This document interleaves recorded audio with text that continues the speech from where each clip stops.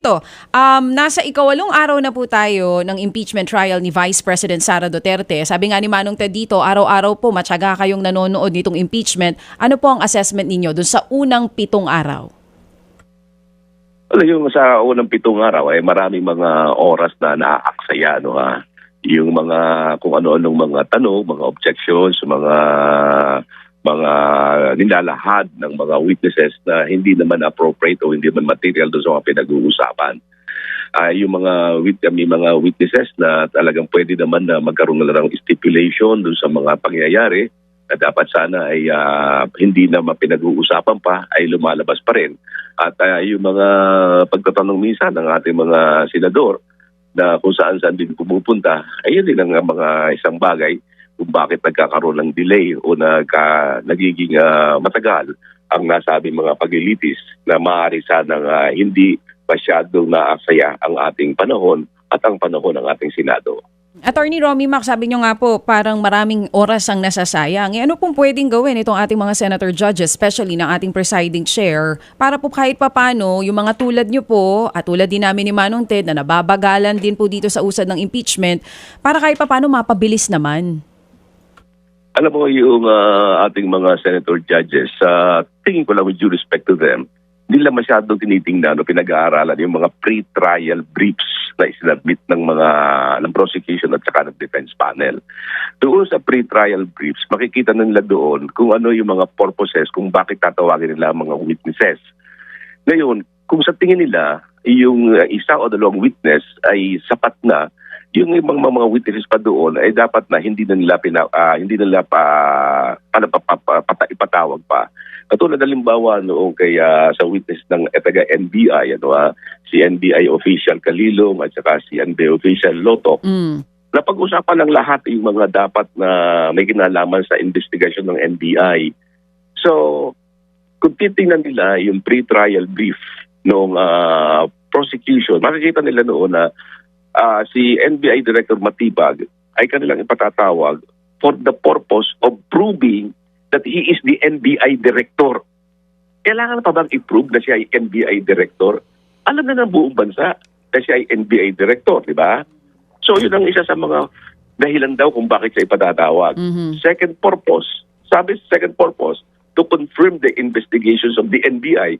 Hindi ba na-confirm na yun ng NBI official Lotok and Kalilong? At saka, in order to confirm the results of the investigation, na-confirm na yun ni Kalilong at saka ni Lotok. So, bakit pa patatawag si Melvin Matibag? So, ano nga nangyari kahapon? Pinatawag siya. So, ano nangyari? Bumalik na naman sa dati tungkol sa mga investigasyon, sa kanyang qualification, hanggang nalaman pagtuloy ng NBI, sa defense panel, natatanong siya, ano ba ang personal na pagkakaintindi mo sa mga nangyaring investigasyon? Ay, hindi ko po alam. Wala po ako doon. I have no personal knowledge. So, lumalabas tuloy. Wala pala siyang personal knowledge doon sa mga naging investigasyon. Ay, bakit pa siya ipinatawag? So, ngayon, nagkaroon pa rin ng pagkakataon ng defense panel na tumingin ng continuance. Ang ibig sabihin ng continuance, postponement muna ng pagtatanong para gawin nga sa araw na ito. So, ano nangyari? Delay. At yung mga ibang manifestation ng mga senator judges, hindi rin naman masyadong naangkop sa pagkakataong yun. Kahapon, kung titingnan ninyo, ang nagbigay lang ng magandang katanungan ay si Senator Raffy Tulfo. Tinanong niya bakit kung ang charge natin kay Sara Duterte ay yung pagbabanta sa buhay ng Pangulo, ay bakit yung isang teacher na nagbanta o na magbibigay siya ng 50 million sa makakapatay kay Duterte ay inaresto ng walang warrant. Bakit hindi pinaaresto yung Vice President at saka si Mayor Baste na nagbigay din ng ganung matitinding mga pagbabanta? So yung mga bagay na yun ay dapat na tinitingnan mabuti ng ating mga senator judges. Ang pasabog yata na tinutukoy nila dito sa umano'y pagharap na Ginoong Matibag sa court ay yung affidavit nitong si Las Cañas na tumutukoy daw kay VP Sara na dating mayor ng Davao na siya rin pong bahagi ng Oplan Tokhang. Anong take niyo po doon? Well, para sa akin hindi na masyadong material yun . sapagkat nakita na rin naman yung mga pagbabanta ng Vice President Sara Duterte. At saka ang pinag-uusapan naman dito ay hindi grave threats, hindi inciting to sedition. Wala naman sa ating saligang batas na ang ground for impeachment ay grave threats or inciting to sedition. Bakit ang parang nangyayari ngayon sa tingin ng taong bayan, ang pinag-uusapan nila, nagkaroon ba ng grave threats? Nagkaroon ba ng inciting to sedition? Hindi yun eh. Ang sinasabi ng saligang batas, high crimes. Dapat ang pinag-uusapan dito, yung bang grave threats at saka inciting to sedition constituted high crimes? Yung bang alleged grave threats niya, high crime ba yun? Wala akong narinig sa ating mga senator judges, wala akong narinig sa ating mga lawyers ng prosecution defense panel na nagsabing, do you consider the grave threats and the alleged inciting to sedition as high crimes para magwarrant ng impeachment ng isang impeachable official? Narinig ba ninyo na dinefine nila what is a high crime? Maging ang Korte Suprema ay wala pang definition dito, Pero para sa akin, ay dapat na ipaliwanag natin sa taong bayan na hindi po grave threats ang ating pinag-uusapan dito. Hindi po inciting to sedition. Kasi ang grave threats and inciting to sedition, yan ay nasa revised penal code. Yan ay recognizable by a regular court at hindi ng impeachment court. Dapat sasabihin nila na yung mga pagbabantang yan, ay ang mga yan, ay ito ba ay may tuturing na high crime? So yun, gano'n So sa akin, ano kinalaman noong kay Las Cañas para ipatunayan pa yung high crimes na yun. At pangalawa, parang lumalabas na yun daw ay unsigned. Kung yan ay unsigned, siyempre, tama rin naman ang defense panel. Sabihin ay, bakit niyo pinag-uusapan yan? Hindi naman yan na permado. Sino ang makakapagpatunay na yan ay talagang pinirmahan? Kung yan ay unsigned, ito kasi sinasabi nila, hindi notaryado. So para sa akin, nag-aksaya lamang ng panahon ng prosecution para i-present ang nasabing mga dokumento na hindi naman pala admissible in evidence. Attorney, sa inyo pong tinagal-tagal ng pagbibista sa mga hukuman, kapag ba gano'n na nagpresenta ang prosecution ng isang dokumento na hindi naman notaryado ni walang pirma no sinasabing nagsasalaysay, yung ba'y dapat pinagbibigyan pa ng husgado na basahin yun on record? Well, dapat hindi na. Dapat yun antimano ay hindi na dapat pinagbigyan. Alam mo, medyo nag-comment doon si Senator Pia Cayetano kahapon. Sinasabi niya na dapat hindi natin inaalaw yan kasi nga unsigned yan . Pero ang mali doon, with due respect to Senator Pia Cayetano, dapat nung marinig niya, nag-ruling ang presiding officer, dapat nag-object siya sa ruling. Kung talagang ang objection niya, ang kanyang objective ay para sabihing mali ang ruling, dapat nung sinabi ni Senator Chis na we will allow that document, dapat tumayo siya, Your Honor, Mr. Presiding Officer, I would like to register my objection.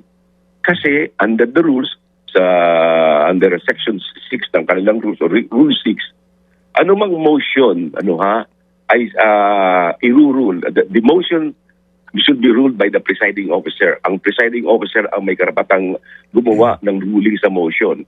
Ngunit, yung kanyang ruling ay subject to the objection of any member ng tribunal.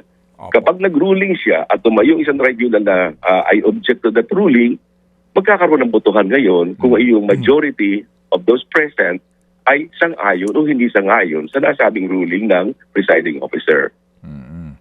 Opo. In other words, attorney, kung pakikinggan mo rin si Ginoong Escudero, niliwanag niya naman sa simula na ang mga senador, mamaya na kayo sumabat. Di ba sabi niya, mamaya na kayo sumabat, mamaya na kayo sumabat, hayaan natin sila muna matapos. Yun po yun, So, yun ang kanyang unang paglatag ng panuntunan. Pero kaninyo, nung nagmosyon ang defense, sinabi na wag nating hayaan mabasahin ito. Tama, pero nag-rule ang presiding officer, dapat doon pa lamang po nag-point of order na siya. Doon pa lamang sa sinasabi. Opo. Yes, oo. Yun na kasi ang pagkakabasa ko, yun ang pagkakaintindi ko sa rule ng impeachment ng Senate. Opo. At yun sa Rule 6, kung titingnan ninyo, lahat ng motion will be decided by the presiding officer. So kung hindi sila nag-object, ibig sabihin, pati sila ay pumapayag na gano'n ang maging panuntunan o ruling ng impeachment court. In other words, nung siya po ay kumontra, tapos na, nabasa na eh. Tapos na. Oo, nandun na eh. Nakita na ng lahat eh. At saka mark in evidence na yun. So, ayun eh, mangyayari na lamang yan sa tinatawag na formal offer of evidence. Kasi sa bandang huli niyan, kapag natapos ng trial, the parties will be given the chance to formally offer their evidence. And once they formally offer in evidence yung nasabing dokumento na yan, affidavit, i-o-object na yun ng defense panel na inadmissible kasi it is unsigned. Okay. So ngayon, sir, okay, Cha, tuloy mo. May pahabol lang ako na tanong. Attorney, Hindi, tuloy mo na. Oo. Sorry, I just have to butt in with that particular issue. Well, at least ngayon malinaw na nga. Las Cañas. Oo. Kumbaga na late ng objection si Senator Pia. Attorney, yung next week po na mangyayaring impeachment, isang araw lang compared dun sa normal na 3 times a day. Kasi nga po may mangyayari na SONA ang Pangulong Marcos Jr. and other things na kailangan din nilang gawin. Sa tingin niyo po ba makaka-apekto po yung schedule na ganyan dun sa momentum na meron na yung impeachment ngayon? Paano po kaya? Well, sa next week naman siguro hindi na masyadong magkakaroon ng anong tawag dito, ng delay. Depende rin naman yan sa mga witnesses na kailangan i-present. Pero tingnan ninyong lahat ito lahat ng Article 1, 2, 3, 4, lahat yan betrayal of public trust. Lahat yan culpable violation of the Constitution. Kung titingnan ninyo, iisa ang tinutukoy ng Article 1, Article 2, Article 3, Article 4. Culpable violation of the Constitution. Laging andun yun eh. So, in other words, kung titingnan ninyo, ano ba mga ebidensyang ito? Bakit ba hinati-hati pa ito para hatiin pa yung mga articles? Bakit hindi na lamang isang article ang pag-usapan nila? Alin ba dyan para pagsamasamahin nila yung mga ebidensya na maaari nilang magamit? Yung nga po, no? I mean, well, ito na ho yan ngayon eh. So, ito na ho ang sitwasyon natin. So, anyway, to abbreviate the proceedings, Madam Chair, Okay, Mr. Chair, you may proceed. You are Attorney, ganito recognized. Po. Okay. Ito, sorry po, pwede ho kayong sumagot, pwede rin po hindi. Kayo po, Okay. Article 4, yan ho bang napanood nating lahat na nanglilisik ng mga mata, pagmumura po at pagbabanta, alam niyo na yun, no? Ginawa ng Vice President. Yan ho ba ay culpable violation of the Constitution and constitute high crimes para siya matanggal sa pagka-Vice Presidente? Well, sa akin, with due respect sa mga defense panel at saka sa prosecution, hindi naman ako eksperto sa ganyan. Pero sa nakikita ko, parang hindi high crime siya na may tuturing. Hindi pa high crime siya, kundi talagang yan ay criminal case cognizable by the regular trial courts. Okay. Na po pwedeng papanagutin siya sa regular offense or felony. Tinasabi nga nila nun, what is the difference with felony and offense? Okay. So maaaring ipapasok lamang yan sa revised penal code. Kaya dapat inuna na nila itong mga mas matitindi. Itong graft and corruption, itong tinatawag na unexplained wealth. Dapat ito ang pagtuunan ng pansin ng prosecution. At dito sila, talagang yung panahon nila, igugulin nila rito. Kung gugugulin mo lamang yan tungkol doon sa mga pagbabanta na yun, na alam na yan ng taong bayan. Alam na yan ng kahit sino.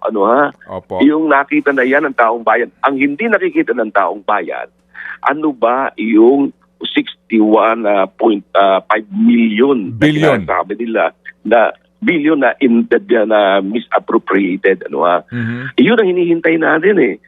Hindi natin alam yung ano nangyari yun. Opo. Ano ba yung salin niya? Paano tumaas ang kanyang salin? Paano yung pagkakamali ng kanyang salin? Ano yung tax records niya?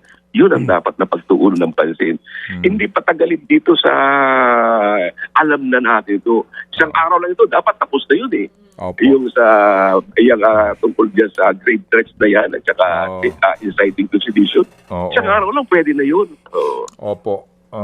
Attorney, with Agree. all due respect sa kanila, pati yung video, hindi naman kinontra ng defense eh. Ang tagal ng diskusyon, inabot ng ilang araw. Wala namang question eh. Hindi po ba? Wala, Anyway. Alam mo, ang dapat talaga noon, nagkaroon lang stipulation. would the counsel for the defense admit na meron ganitong video? Ganun lang, di ba? Pag in-admit na yun, okay na.